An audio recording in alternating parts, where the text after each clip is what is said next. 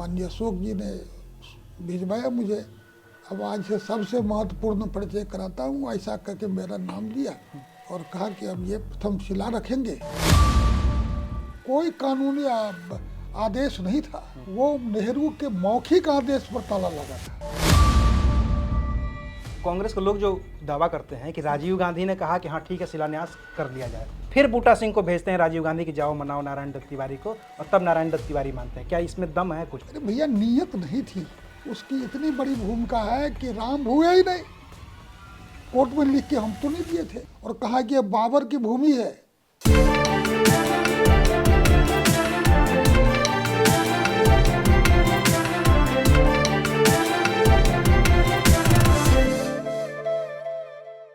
बाईस जनवरी 2024 को भव्य राम मंदिर में भगवान राम लला की प्राण प्रतिष्ठा होने जा रही है। और इस राम मंदिर की जो प्राण प्रतिष्ठा हो रही है, जो मंदिर बनकर तैयार हो गया है, उसका भूमि पूजन हुआ था 5 अगस्त 2020 को, और तब प्रधानमंत्री नरेंद्र मोदी ने उसका भूमि पूजन किया था। लेकिन उससे भी पहले जब इस राम जन्मभूमि के लिए पूरा आंदोलन चला था, तो एक और भूमि पूजन हुआ था, और वो भूमि पूजन हुआ था 9 नवंबर 1989 को। और तब जिन्होंने भूमि पूजन किया था, जिन्होंने पहली ईंट रखी थी, वो थे कामेश्वर चौपाल, जिसके बाद भले ही मंदिर नहीं बन पाया, लेकिन अब जो मंदिर बन रहा है और जो ट्रस्ट बना है, उसके कामेश्वर चौपाल अब भी सदस्य हैं। तो हम उनसे ये जानने की, समझने की कोशिश करेंगे कि तब के राम मंदिर के आंदोलन में और अब जब राम मंदिर बन रहा है, उसके बीच में कितना फर्क आया है, कितना विकास हुआ है, और कौन कौन सी ऐसी नई बातें हैं जो इस नए राम मंदिर में दुनिया को पता चलने वाली हैं। तो शुक्रिया वक्त देने के लिए। धन्यवाद। कामेश्वर जी, चूंकि आपने तो पूरा आंदोलन देखा है, विश्व हिंदू परिषद के 1984 वाले आंदोलन से शुरू करके, और अब जब राम मंदिर बन रहा है, तब नए से शुरू करते हैं, तब पुरानी की तरफ चलते हैं। जी जी बताइए। 22 जनवरी को आपको प्राण प्रतिष्ठा का न्योता मिला है, निश्चित। तो आप शरीक होने जा ही रहे हैं, स्वाभाविक सी बात है। क्या क्या हो रहा है? दुनिया को बहुत सारी बातें पता हैं, कैसे ये पूरा सिस्टम शुरू हो रहा है? 22 जनवरी को जब आप लोग अंदर दाखिल होंगे तो क्या क्या है उसमें? आपको कुछ जानकारी दी गई है क्या इस बात की, क्योंकि आप लोग ट्रस्ट के ही हैं? आपको जितनी जानकारी दी गई है उतनी ही जानकारी हमको भी है। अच्छा। हम सभी जानते हैं कि आज से अनुष्ठान शुरू हो गया, और जो शास्त्रीय विधान है उस विधान के अनुसार अभी से 22 तक ये अनुष्ठान चलता रहेगा। 22 तारीख को 12:20 से 1 बजे तक शुभ मुहूर्त है, जिसमें प्राण प्रतिष्ठा कार्यक्रम संपन्न हो जाएगा। उसके लिए जो आचार्य सुनिश्चित किए गए थे वो आ गए हैं। आचार्य अपने काम में लग गए। जो 9 कुंड बना है उसमें जो यजमान बैठने वाले हैं उनको भी सूचना चली गई है। वो लोग भी अपने अपने स्थान पर इस स्थापना दिवस के अवसर पर उनको जितना धार्मिक और शास्त्रीय पद्धति से अनुष्ठान के अन्य उपाय करने हैं वो सब अपने कर रहे हैं। स्वयं प्रधानमंत्री भी अपना प्रारंभ कर दिए हैं, व्रत शुरू कर दिए है। तो ये सब कुछ तैयारी चल रही है। अयोध्या भव्य और दिव्य सजाने की दिशा में भी काम चल रहा है। और सबसे बड़ी बात ये हो रही 22 तारीख के लिए कि देश के 5 लाख मंदिरों में जैसे अयोध्या सज रहा है, वैसे वहाँ भी लोग साज सज्जा कर रहे हैं, वहाँ भी साफ सफाई कर रहे हैं।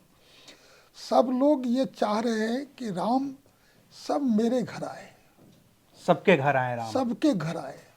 इसलिए अपने अपने देव स्थान को सजा सजा कर राम की आने के इंतजार में अभी से सबरी के तरफ पलक पावरे बिछा करके उस क्षण का वो याद कर रहे हैं। वहाँ सारे लोग एकत्रित होंगे और यहाँ से जो कुछ भी स्थापना का कार्यक्रम का प्रसारण होगा उसका लाइव प्रसारण देखेंगे। पूरी दुनिया देखेगी वो तो, पूरी दुनिया देखेगी। और 5 लाख मंदिर में भारत में देखेंगे। प्रसाद वितरण होगा और शाम में लोग दीपावली बनाएंगे। इसकी तैयारी पूरे देश में चल रही है। राममय हो चुका है देश।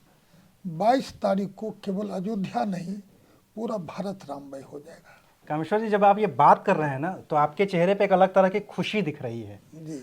आप मुस्कुरा भी रहे हैं इन बातों को करते हुए, और आपके अंदर से एक जो उल्लास होता है वो दिख रहा है, और इस उल्लास के लिए आप लोगों ने बहुत संघर्ष किया है।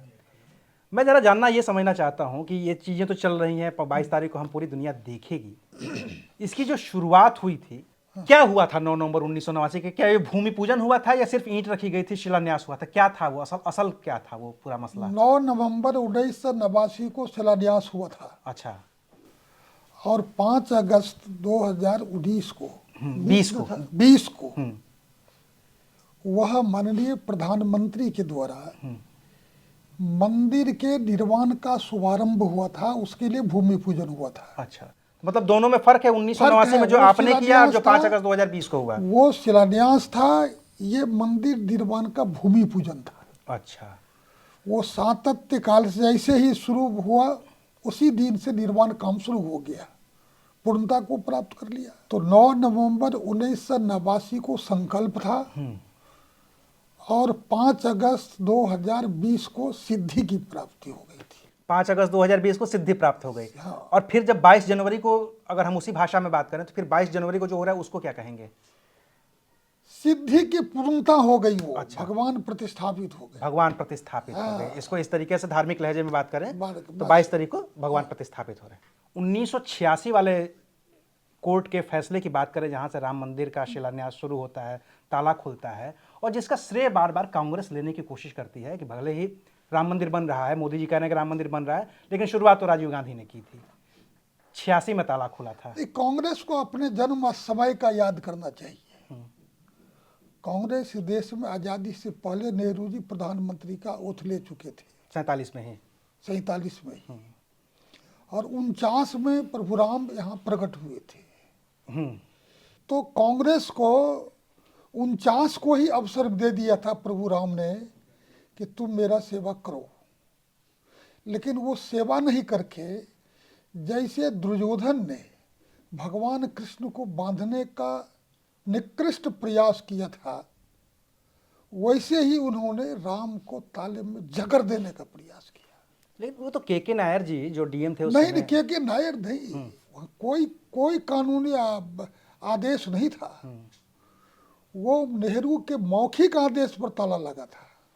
तो नेहरू तो ये चाहते थे कि मूर्ति वापस चली जाए राम चबूतरा पे। तो वही बात कहना हूँ मैं, नेहरू है और गोविंद कि वल्लभ पंत थे। आज के लोग हैं, नेहरू और गोविंद वल्लभ पंत ये उस समय के नेता थे जिसके छत्र छाया में कांग्रेस पला बढ़ा, घुटने पर रेंगना सीखा। और आज के कांग्रेसी नेहरू को मानते हैं अपना आरा नायक, कि आज जो लोग बोल रहे हैं उनको मान रहे नायक। तो कांग्रेस की जब बात आप करेंगे तो कांग्रेस को अवसर 49 में मिला था, और वो अवसर खो दिया उन्होंने। वो अवसर खो दिया। 49 के बाद 86 में वो 1 फरवरी 1986 को ताला खुला था, वह भी अवसर उनको मिला था।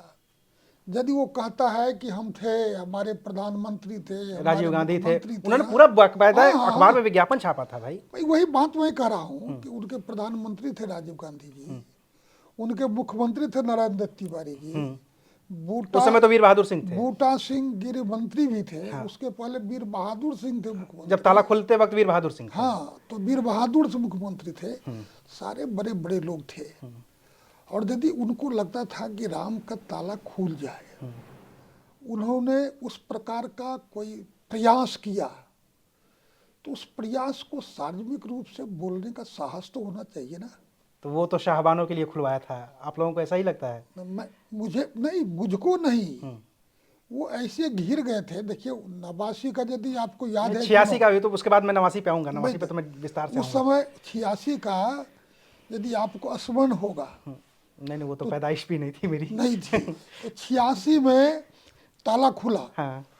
एक भी कांग्रेसी साहस के साथ राम जन्मभूमि पर नहीं गए।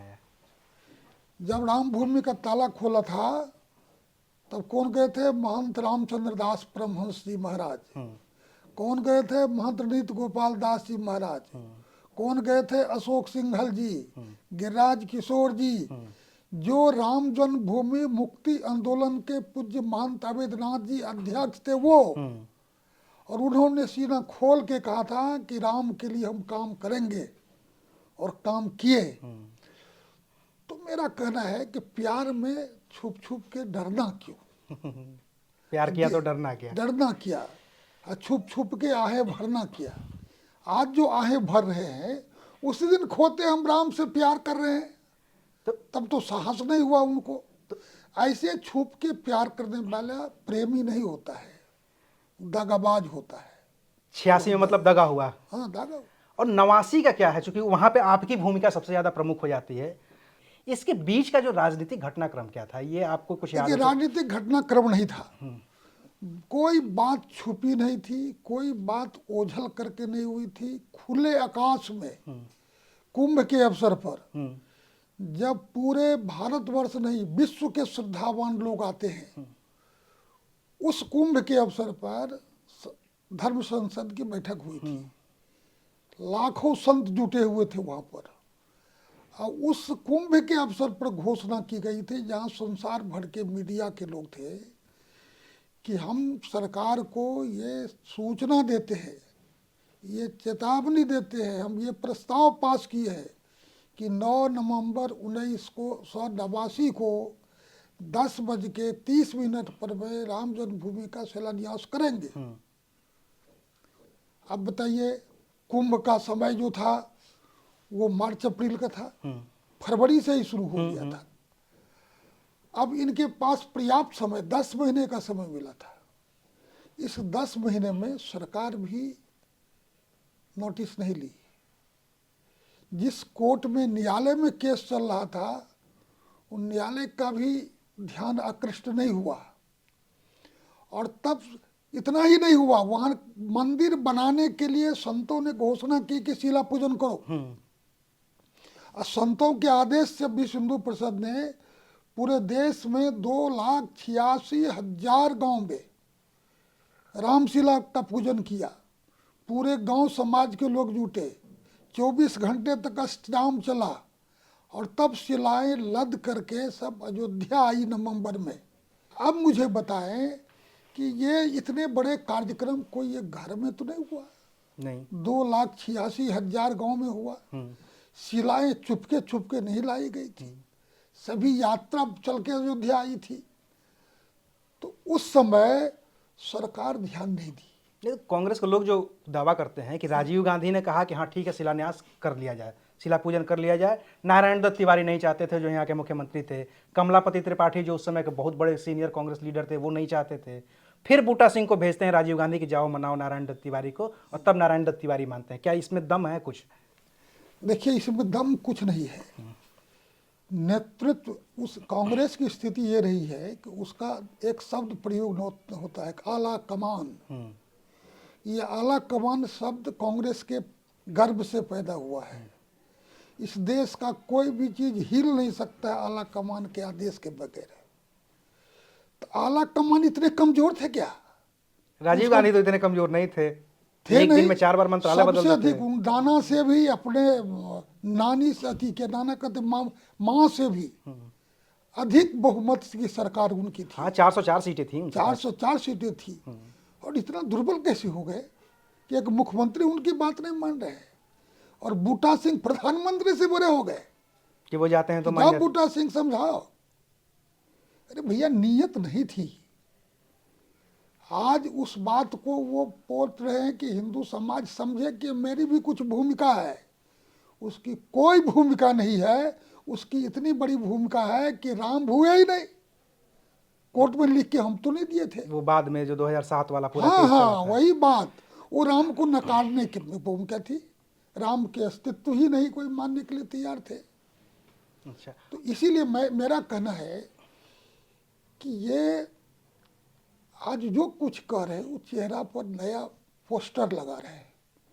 लेकिन देश खुले रूप में देखा है कि 500 वर्षों में, बाकी तो अंग्रेज थे, मुसलमान का साम्राज्य था।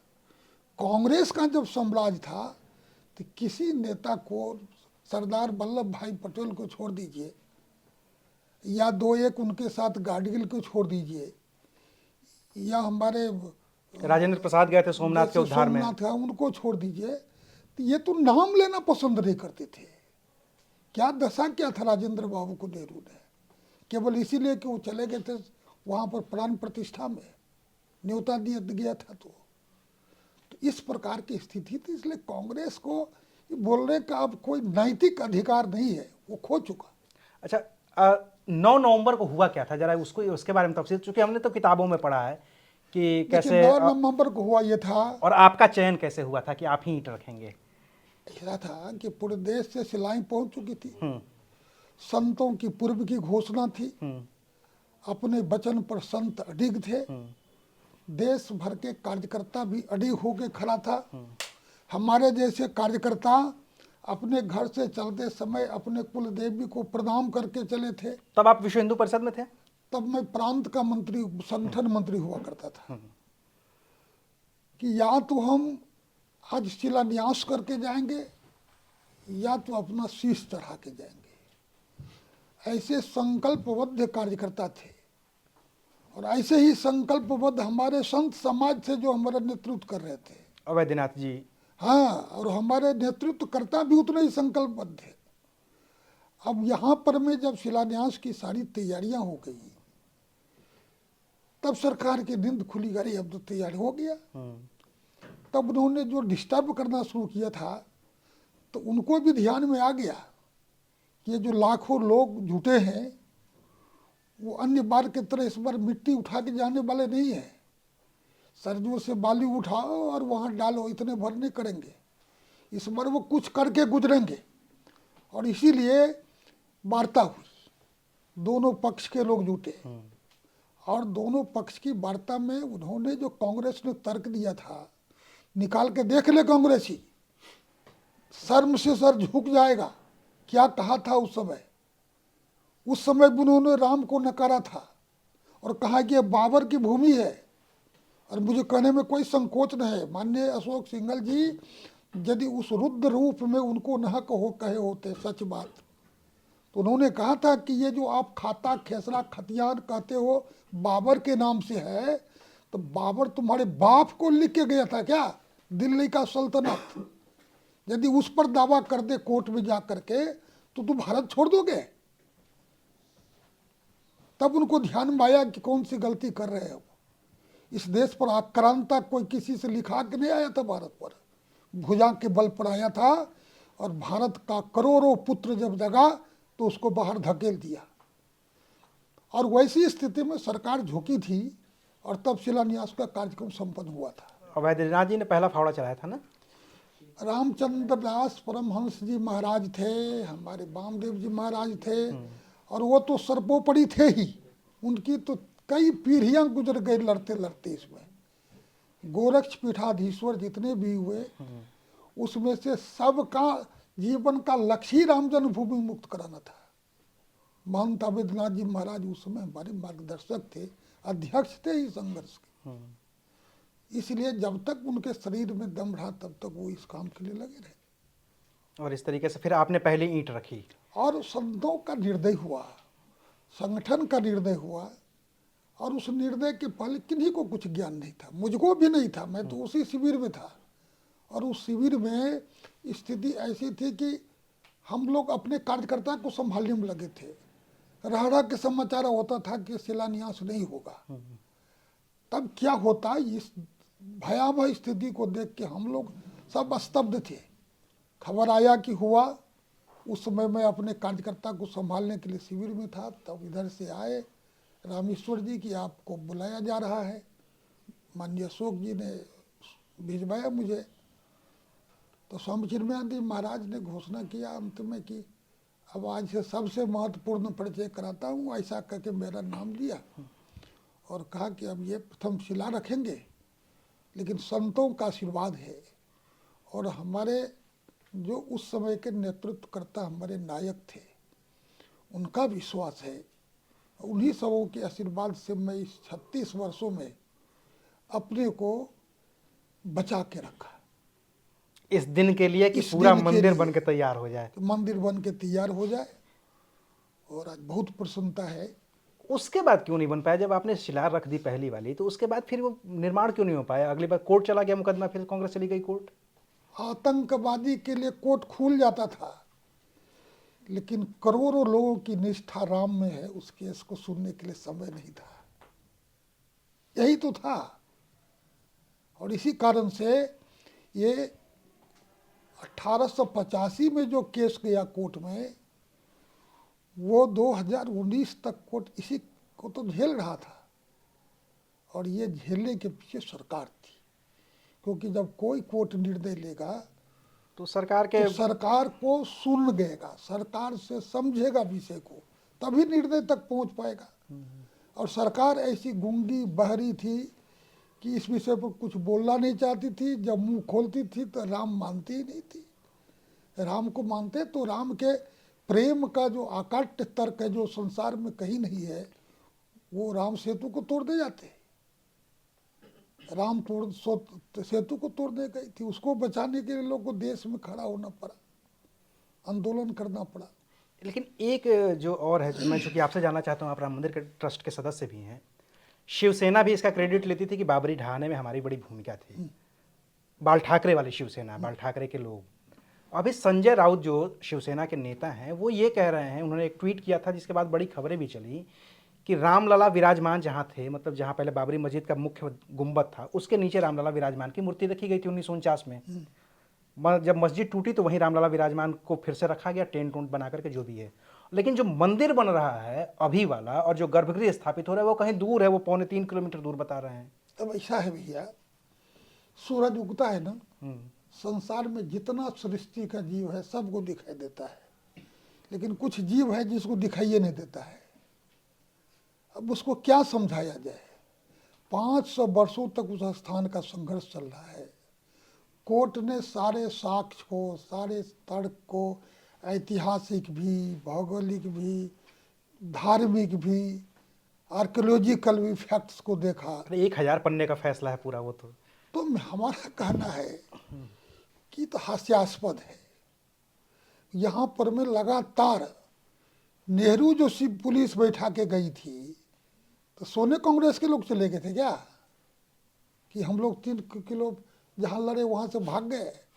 छोड़ेगा क्यों आदमी? उसी की तो पूरी लड़ाई है। उसी के लिए तो लड़ाई लड़े 500 वर्षों तक। इसीलिए इस प्रकार के वक्तव्य या तो किसी नशे में दे रहे हैं या तो व्याकुलता में दे रहे हैं। जो ठाकरे जी थे वो हम सबों के हृदय में हिंदू सम्राट के रूप में, हिंदू हृदय सम्राट की उपाधि दी गई। और उस हिंदू हृदय सब कभी कभी होता है, कभी कभी राम के घर में भी कई पैदा लेता है, और रावण के घर में भी कोई न कोई विभीषण आ जाता है। विभीषण आ जाता है। तो ऐसे ही हो गया, हिंदू हृदय सम्राट के घर में ऐसे ऐसे महान पुरुष पैदा ले लिए कि सबके आंखों के सामने धूल झोंकने का काम करते हैं।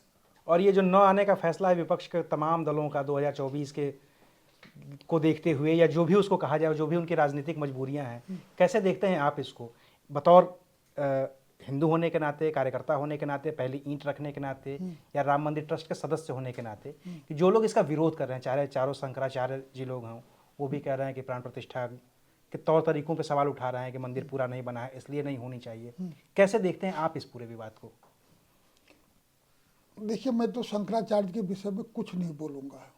वो हमारे धर्म के सर्वोच्च अधिकारी हैं, इसलिए उनके विषय पर मैं कोई भी विषय मैं नहीं करने की स्थिति में हूँ। रह गई बात अन्य लोगों का, राजनीतिक दलों की, तो उनके विषय में एक ही चीज कहना चाहूँगा, सकल पदार्थ यही जग माही, कर्महीन नर पावत नहीं। किसी किसी के भाग्य में कुछ अच्छे चीज अंदर के अहंकार के कारण या ज्ञानता के अंधकार के कारण नहीं मिल पाता है। अब उसको क्या कहा जाएगा? जिसने पूरी जिंदगी लगा दी राम को ना करने में, और इस देश में सब मान लेता है कोर्ट के निर्णय को। जब हमारे देश के सर्वोच्च न्यायालय के द्वारा निर्णित निर्णय आ गया कि राम की जन्मभूमि है, तो उसका तो लिहाज करना चाहिए था। उसका भी लिहाज नहीं है। वो कहते हैं कि हम लिहाज कर रहे हैं, मंदिर बन रहा है, ठीक है, लेकिन हम उस दिन नहीं जाएंगे क्योंकि वो भाजपा बनवा रही है ये और हिंदू संघ बनवा रहे हैं। तब हिंदू समाज देख रहा है ना भाई आज कि इसको हिंदू से कितना प्रेम है। अच्छा, बस आखिरी सवाल आपसे, राम मंदिर अब बन गया, 22 जनवरी को प्राण प्रतिष्ठा हो जाएगी, बाकी सारी चीजें हो जाएंगी और फिर ये एक बड़े तीर्थ क्षेत्र के रूप में विस्तृत भी हो जाएगा। आगे क्या?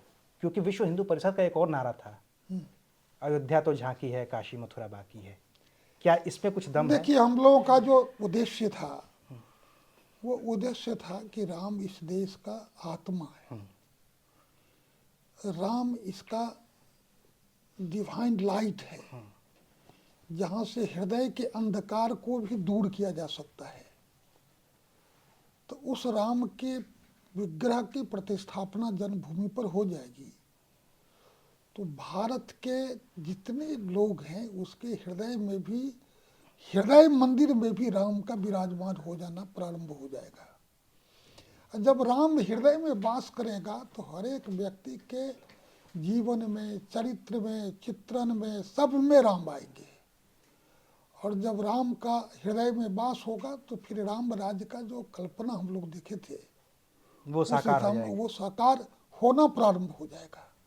इसीलिए मैं समझता हूँ कि ये काशी मथुरा ये हिंदू समाज की लड़ाई थी, यह भी लड़ाई हिंदू समाज का था। हिंदू समाज अपने सम्मान का कैसे रक्षा करेगा, हम तो उनके प्रतिनिधि है, जो आदेश करेगा हिंदू समाज करेगा। तो ये थे कामेश्वर चौपाल जी, जिनसे आप पूरे राम जन्मभूमि की जो लड़ाई रही है उसके बारे में जान रहे थे और ये समझने की कोशिश कर रहे थे कि 9 नवंबर 1989 को जब पहली बार रामलला के लिए एक पहली ईंट रखी गई थी तो उस समय की राजनीतिक परिस्थितियां क्या थी। तो इस पूरी बातचीत पे आपकी जो भी राय हो हमें कमेंट करके ज़रूर बताइएगा। शुक्रिया, आप देख रहे थे अनकट।